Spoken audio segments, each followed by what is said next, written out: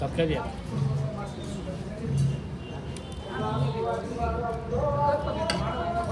ಅವಾಗ ಹೆಣ್ಮಕ್ಳು ಮನೆಗೆ ಈ ಉದ್ದದ ಕೊತ್ತಿದ್ದಿಲ್ಲ, ರೊಟ್ಟಿ ಬಡಿತಿದ್ರು. ಈಗ ಉದ್ದದ ಕಲ್ತಾರೆ, ಅದರದ ಟೇಸ್ಟ್ ಕಮ್ಮಿ.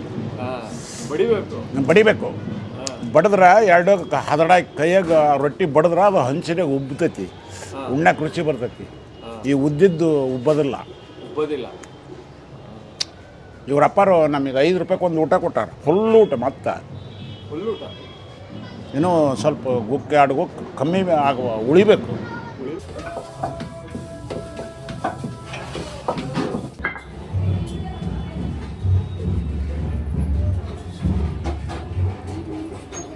ಸುಮಾರು ಒಂದು 30 ವರ್ಷದಿಂದ ಬರ್ತಾ ಇದೆ. ಅವಾಗಿಂದಲೂ ಹಂಗೆ ಇದೆ, ಅಷ್ಟೇ ಪ್ಯೂರಿದೆ. ಅದು ಹರಪನಹಳ್ಳಿ ತಾಲೂಕಿನಾಗ ಒಂದೇದೊಂದು ಇದೆ, ಅದು ಖಾನಾವಳಿ ಅಂದ್ರೆ ಓಂಕಾರೇಶ್ವರ. ಒಟ್ಟು ನಮಗೆ ರೊಟ್ಟಿ ಊಟ ಇಷ್ಟ. ರೊಟ್ಟಿ ನಂಗೆ ಆ ಕೂಡಲೇ ಬಿಸಿ ಬಿಸಿ ಮಾಡಿ ಕೊಡ್ತಾರೆ. ಖಾನಾವಳಿ ಬರೋಕೆ ಓಂಕಾರೇಶ್ವರ, ಇಲ್ಲ ಸೀದಾ ಮನೆಗೆ ಹೋಗು.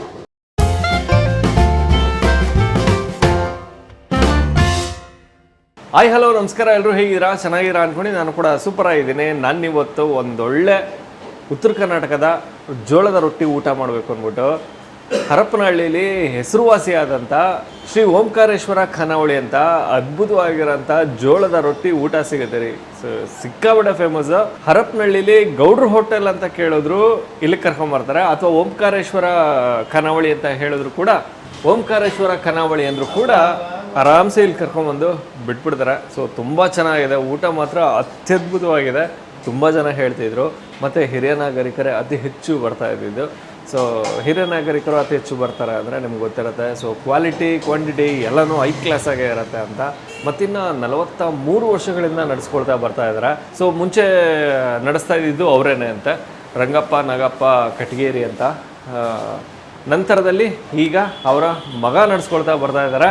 ಕಂಪ್ಲೀಟ್ ಅಡ್ರೆಸ್ಸು ಮತ್ತು ಗೂಗಲ್ ಮ್ಯಾಪ್ ಲಿಂಕು ನಾನು ಡಿಸ್ಕ್ರಿಪ್ಷನಲ್ಲಿ ಹಾಕಿರ್ತೀನಿ, ನೀವು ನೋಡ್ಬೋದು. ಹೋಗೋಣ, ಊಟ ಮಾಡೋಣ. ಅದಕ್ಕೂ ಮುಂಚೆ ನೀವಿನ್ನು ನಮ್ಮ ಚಾನಲ್ಗೆ ಸಬ್ಸ್ಕ್ರೈಬ್ ಆಗಿಲ್ಲ ಅಂದರೆ ದಯವಿಟ್ಟು ನಮ್ಮ ಚಾನಲ್ನ ಸಬ್ಸ್ಕ್ರೈಬ್ ಮಾಡಿ, ವಿಡಿಯೋನ ಲೈಕ್ ಮಾಡಿ, ಶೇರ್ ಮಾಡಿ, ಕಮೆಂಟ್ ಮಾಡಿ ಅಂತ ಹೇಳ್ತಾ ಅದ್ಭುತವಾಗಿರೋಂಥ ಜೋಳದ ರೊಟ್ಟಿ ಊಟ ಕೊಡಿಸ್ತೀನಿ.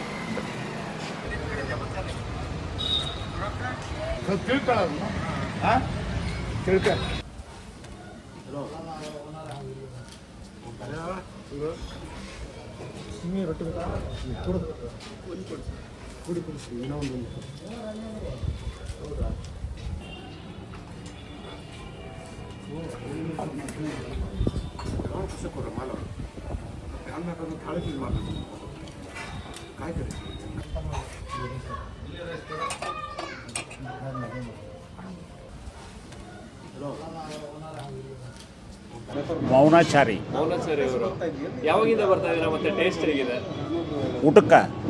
ಅಯ್ಯೋ, ಇವರು ಸಾವುಕಾರರಿದ್ದಾಗ, ಇವ್ರ ಅಪ್ಪರಿದ್ದಾಗ 5 ರೂಪಾಯಿಗೆ ಒಂದು ಊಟ ಮಾಡೇವಿ ನಾವು. 5 ರೂಪಾಯಿ? 2 ರೊಟ್ಟಿ ಸಾಕಷ್ಟು ಅನ್ನ 5 ರೂಪಾಯಿ. 5 ರೂಪಾಯಿ ಅವಾಗ? ಆವಾಗ 5 ರೂಪಾಯಿ ಅನ್ನೋದು ಈಗ 50 ರೂಪಾಯಿ. ಫ್ರೆಂಡ್ಸ್ ಅಂತ ನೀವು? ಹೌದು, ಭಾಳ ದಿವ್ಸ್ತಾರೆ ನಾವು. ಇದೇ ಊರಿನವರಾ? ಇಲ್ಲೇ ಪಕ್ಕಕ್ಕೆ ಹಳ್ಳಿ, ಬಾಗಳಿ. ಅವಾಗ ಹೆಣ್ಮಕ್ಳು ಮನೆಗೆ ಈ ಉದ್ದದ ಕೊತ್ತಿದ್ದಿಲ್ಲ, ರೊಟ್ಟಿ ಬಡಿತಿದ್ರು. ಈಗ ಉದ್ದದ ಕಲ್ತಾರೆ, ಅದರದ ಟೇಸ್ಟ್ ಕಮ್ಮಿ. ಬಡಿಬೇಕು. ಬಡಿದ್ರೆ ಎರಡು ಹದಡ ಕೈಯಾಗ ರೊಟ್ಟಿ ಬಡಿದ್ರೆ ಅದು ಹಂಚಿನಾಗ ಉಬ್ಬತೈತಿ, ಉಣ್ಣಕ್ಕೆ ರುಚಿ ಬರ್ತೈತಿ. ಈ ಉದ್ದಿದ್ದು ಉಬ್ಬೋದಿಲ್ಲ. ಇವ್ರ ಅಪ್ಪಾರು ನಮಗೆ 5 ರೂಪಾಯಿಗೆ ಒಂದು ಊಟ ಕೊಟ್ಟಾರ, ಫುಲ್ ಊಟ. ಮತ್ತು ಇನ್ನೂ ಸ್ವಲ್ಪ ಗುಕ್ಕೆ 2 ಗುಕ್ಕೆ ಕಮ್ಮಿ ಆಗುವ ಉಳಿಬೇಕು, ಹಂಗೆ ಕೊಟ್ಟ. ತುಂಬಷ್ಟು ಊಟ.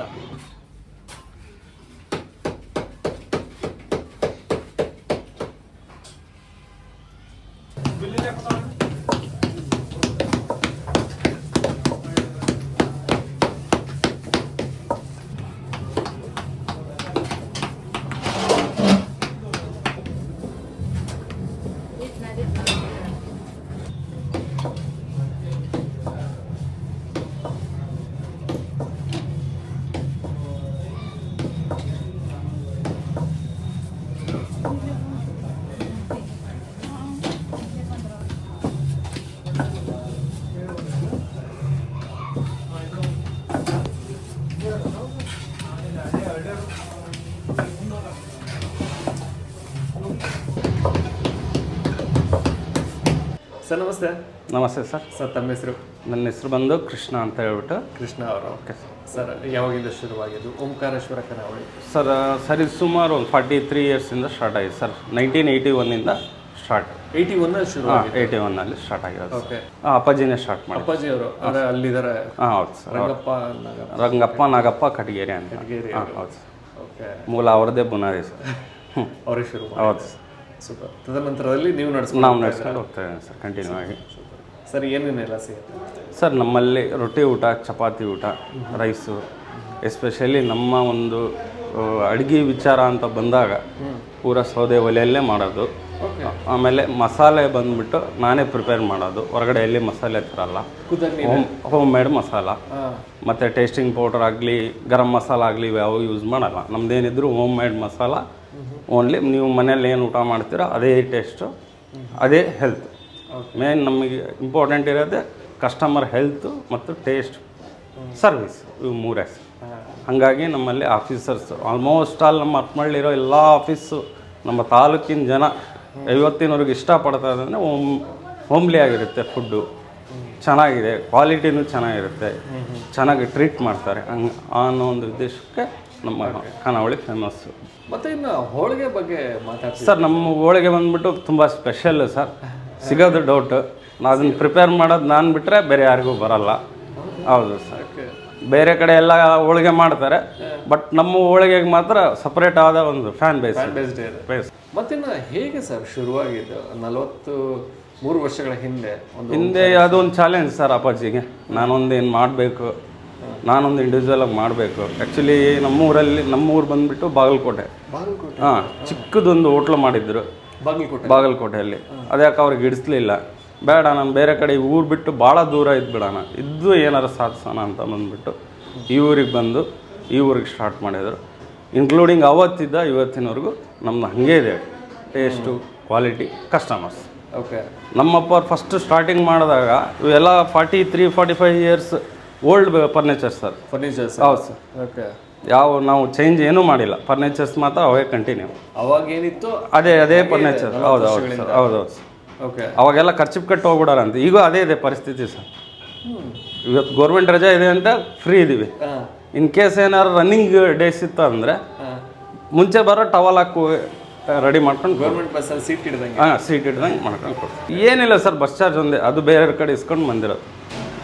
ಬಂದು ಇಲ್ಲಿ ಜನ, ಲೋಕಲ್ ಜನ ಹೆಲ್ಪ್ ಮಾಡಿರೋದು. 8,000 ರೂಪಾಯಿ ಆವಾಗಿನ ಕಾಲಕ್ಕೆ ಸಾಲ ಮಾಡಿ ಸ್ಟಾರ್ಟ್ ಮಾಡಿರೋಂಥ ಖಾನಾವಳಿ.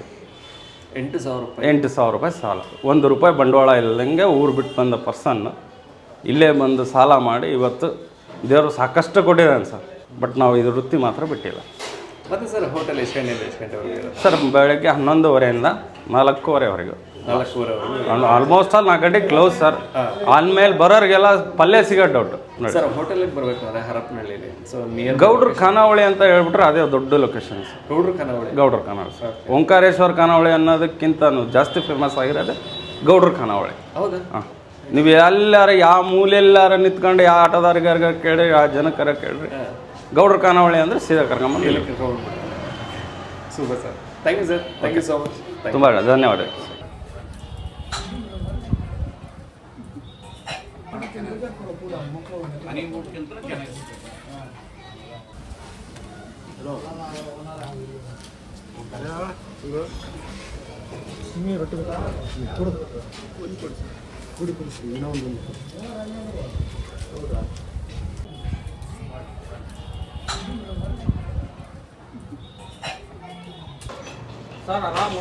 ಹಾಂ ಸರ್, ಸಾವಕಾಶ ಮಾಡಿ. ಓಕೆ, ತೊಗೊಳ್ಳೋದಾ? ಸೂಪರ್. ಬಿಸಿ ಬಿಸಿ ರೊಟ್ಟಿ ಊಟ ತೊಗೊಂಡಿದ್ದೀವಿ. ಸೊ ಬಿಸಿ ಬಿಸಿ ಬಂದಿದೆ. ಆಹಾ, ಸುಡ್ತಾ ಇದೆ. ಈ ಥರ ಮುರಿದು